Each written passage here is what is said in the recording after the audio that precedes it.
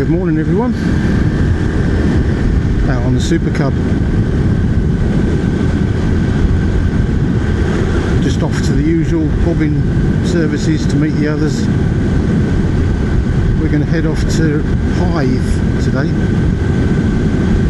a little beach hut cafe. It's called the Lazy Shack. I think they do, they do the fish and chips and breakfasts, bacon rolls and stuff. I don't expect they do pasties, but I have to settle for a bacon roll, I think.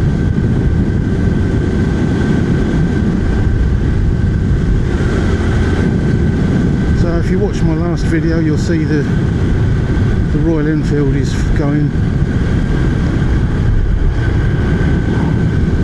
Yeah, not the most popular videos on my channel,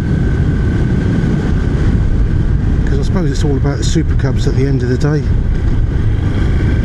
The Cub 90 and the Cub 125. I won't be sorry to see the Hunter 350 go. I really won't, because it, I nicknamed it the Slug,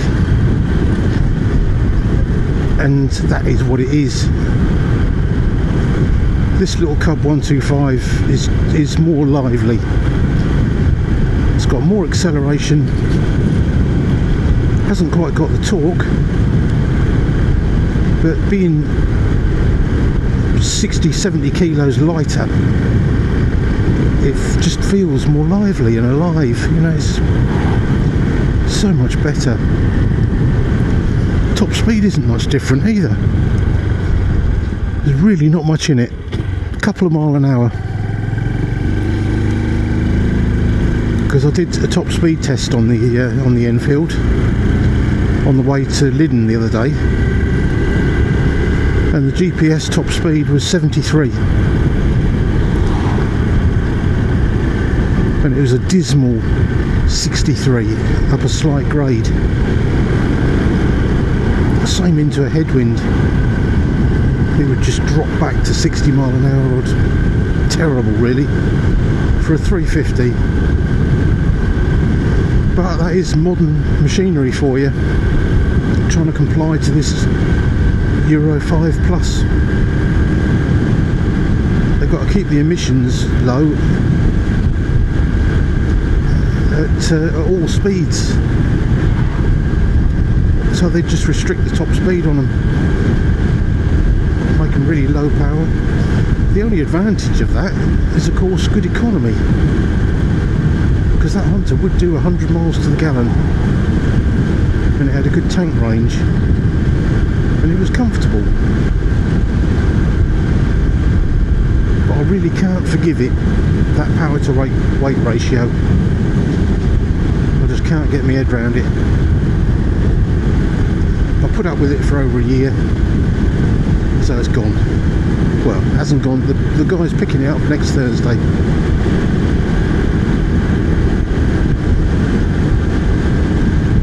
So you won't see the Enfield Hunter on this channel anymore.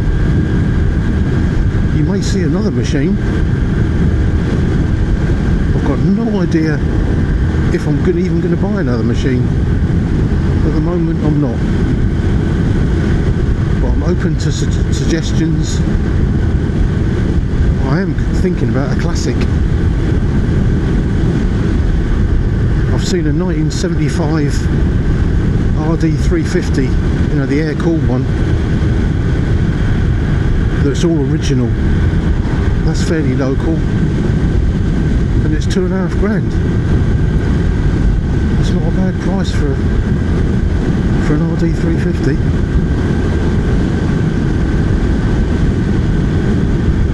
And I also quite fancy an MZ. The TS 250 Super 5. I've owned a couple of those, and I really like them. So watch this space.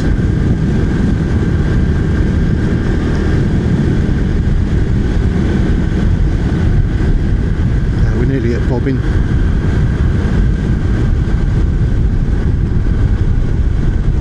anyone's going to be there before me. 10:05. So the leaving time is 10:30, so I'm a bit early. I do have a habit of being early. Right, I shall wait in the usual spot.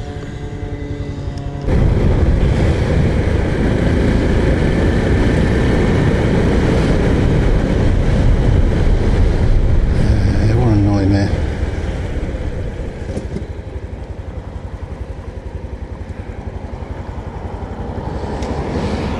They all made it?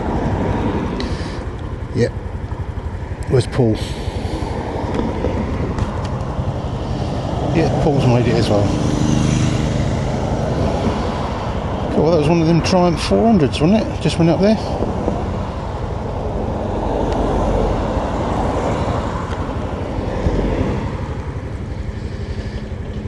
Yeah, this is no fun, is it?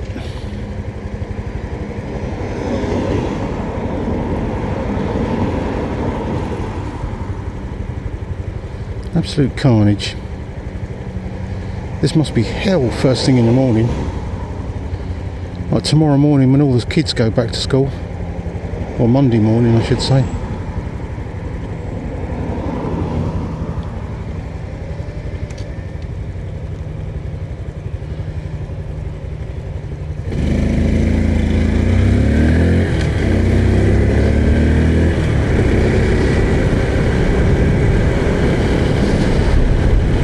Good job we're on bikes, isn't it? Sitting in that bloody traffic. We'll be on the twisties soon. Yeah, so we've got the usual suspects. Paul and Dave, Paul and Pete, you know well. Dill, you haven't seen him so often, have you? He's a lovely fella. He's got a Yamaha YBR 250.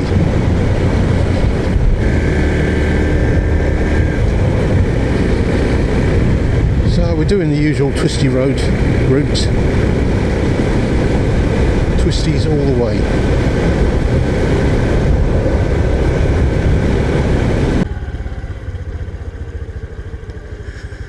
Horses.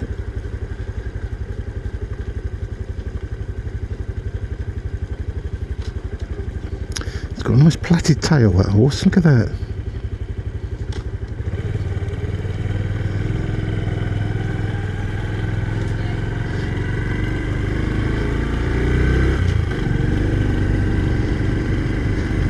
Well, that was quite a well-behaved horse. Sometimes they're a bit skittish and they really don't like motorbikes.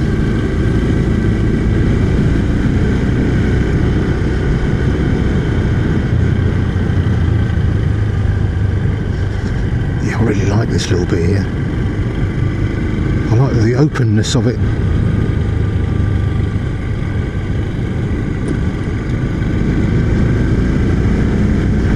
There's a lot of these Kentish lanes are through trees and big hedges and you can't see anything. It's a bit like riding through a tunnel.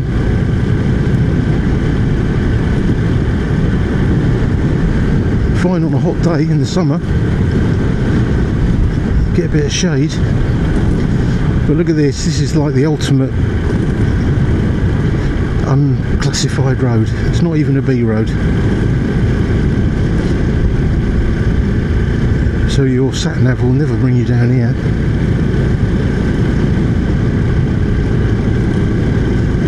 Unless you've got a TomTom 550 or something similar. So you can dial in the amount of twistiness you want.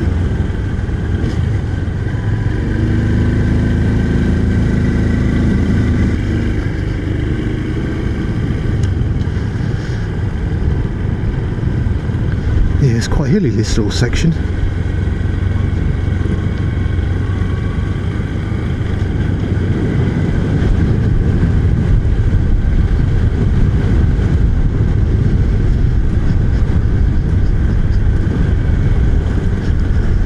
Yeah, I don't expect that looks very steep on the camera, does it? but that is steep.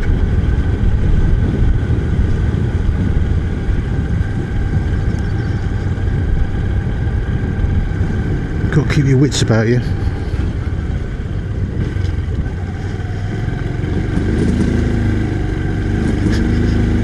And this is basically a green lane up here. There's hardly any tarmac left. Oh.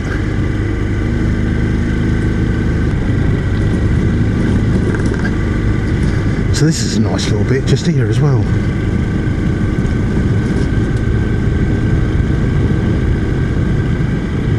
This massive hedge on the left, the size of it,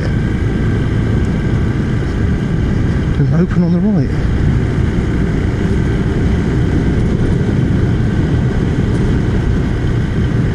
Love it.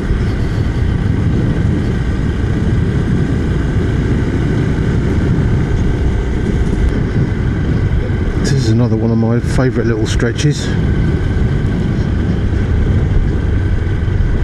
Those fruit trees all beautifully lined up. The poplar trees lining the road. A bit like being in France. Cracking little bit of road. You could be anywhere, couldn't you?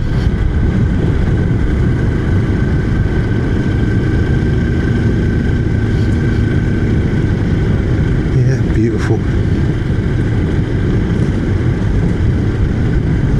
Feeling the muddy bit is coming up though. That's not so good. Yeah, this is the muddy bit. Oh, it's not too bad.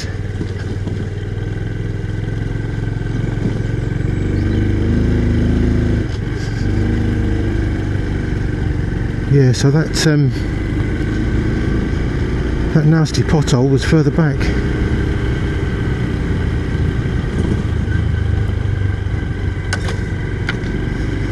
Yeah, this is about as rough as it gets.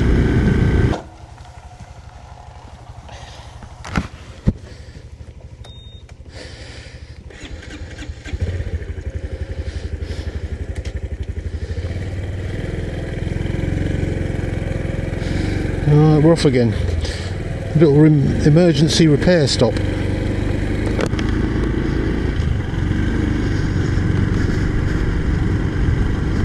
Dell's brake light has got stuck on and it's upsetting Paul at the back.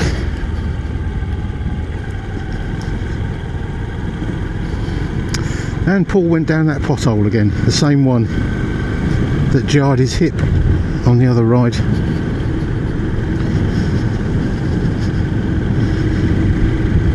Fortunately he's on his little cross cub and it soaked it up.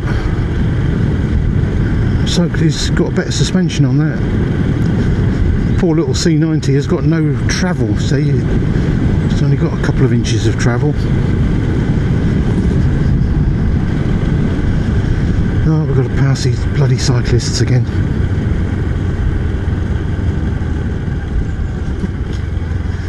I have to apologise. Sorry about that.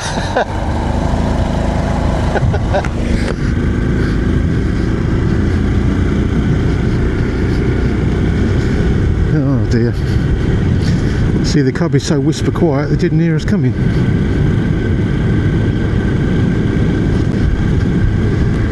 And boy is it whisper quiet and smooth. It's bloody lovely to ride, it really is. I'm really enjoying it.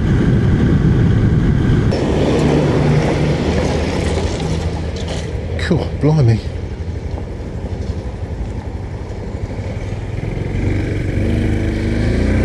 He's been doing some hazel coppicing. Yeah, we're certainly searching out the smallest roads in Kent. So you'd never find these roads.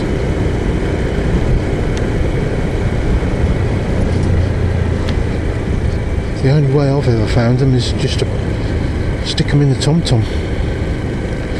What I do, I set it to the hilliest and twistiest route, and it literally takes you down these.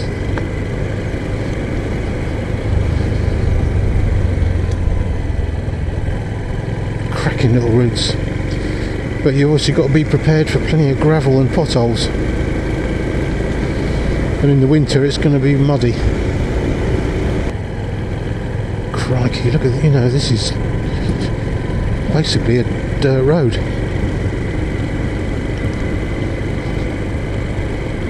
Really nice though, so scenic,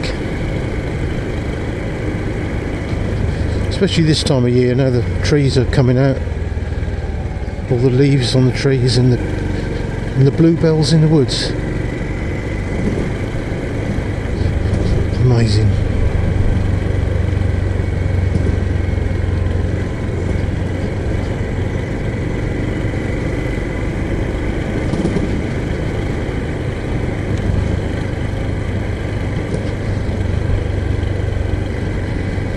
You don't want to go off the line really into that middle bit, because that's savage.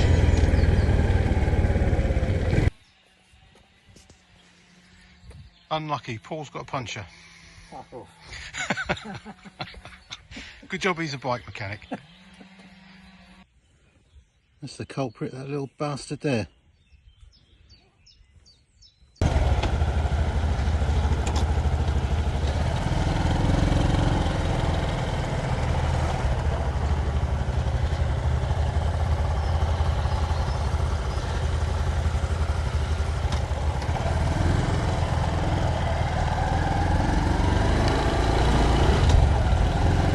And we're off again. So that added a bit of excitement to it, and that'll delay our arrival at the Lazy Shack. Yeah, a bit unlucky getting a puncture, but these things happen.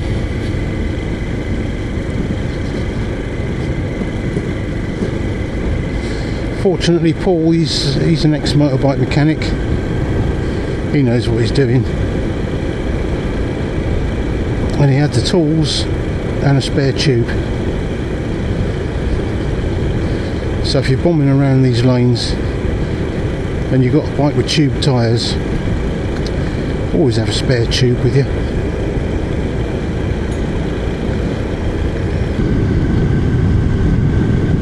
Absolutely cracking weather. Best day of the week. Not too hot, not too cold. Goldilocks weather.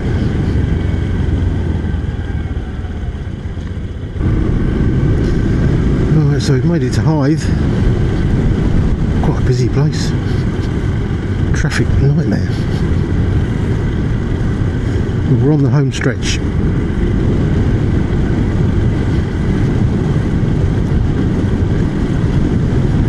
Not been here before. It's Lazy Shack. Well, not to my memory anyway. I used to come to Hythe quite a bit, but haven't done for years.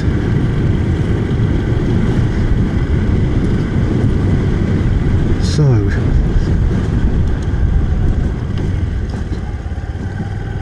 it should be down here somewhere.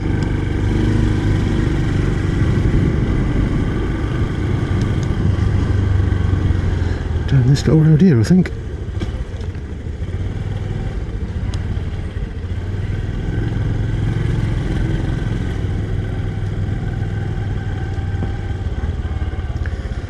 So this is it.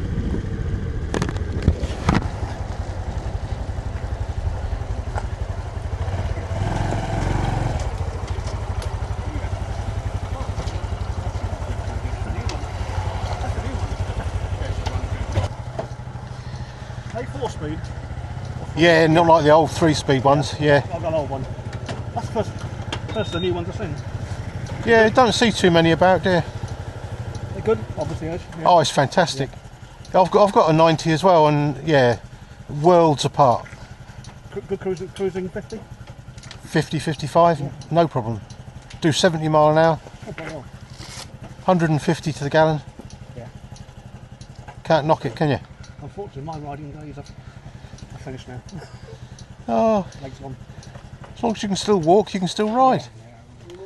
Get yourself one. And still got my Honda Cub. Yeah, oh well, yeah, get out on it. Brilliant.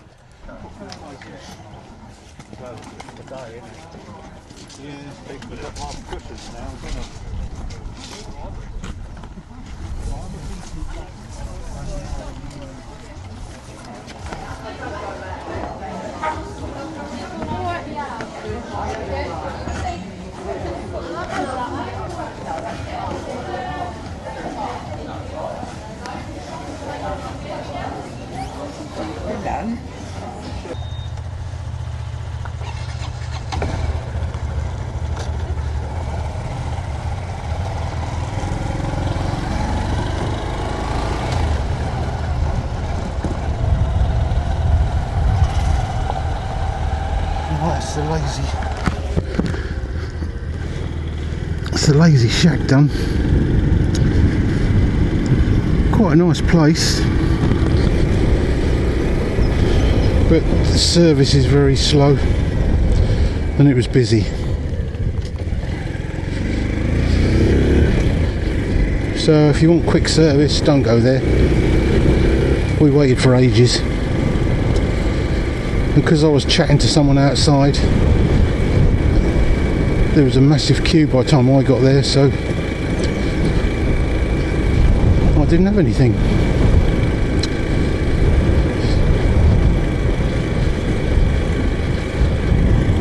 Lucky I got plenty of fat reserves.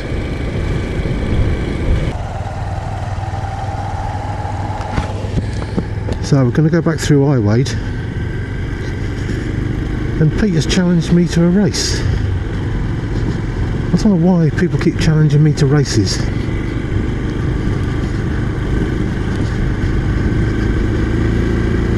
So will the c125F beat the Supercub in a straight line? It may well do. We have had a race before, but I think Pete's been practicing since then, and he's changed the gearing as well, so whether that'll have any effect or not, I don't know. So let's see, will the Supercub be king of the 125s? We've still got them bloody monkeys to race. So Claire, when you're ready, or Sylvie, or Matt, all you monkey riders, I challenge you to a duel.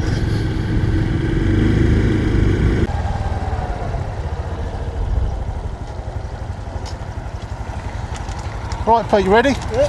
First gear rolling start, pass the signs.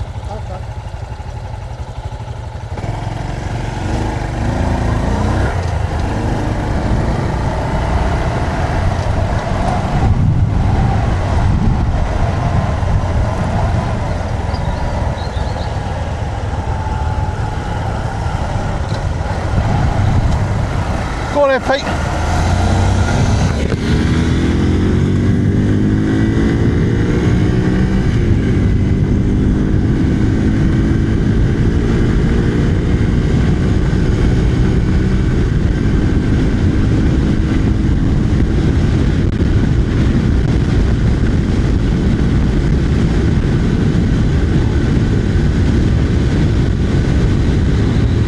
Yeah, we got him.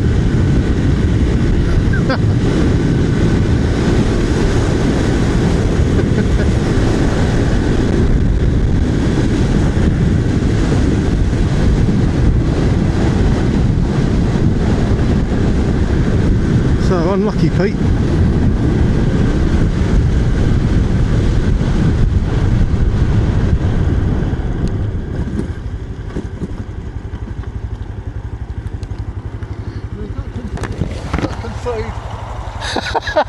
I didn't think it was going to go past you, but it did.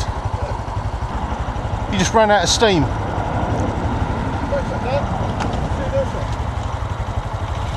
See you, Del.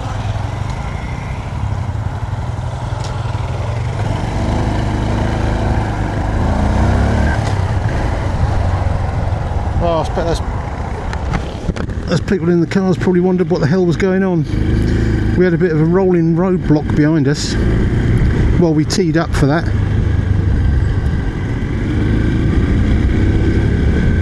What a bit of fun.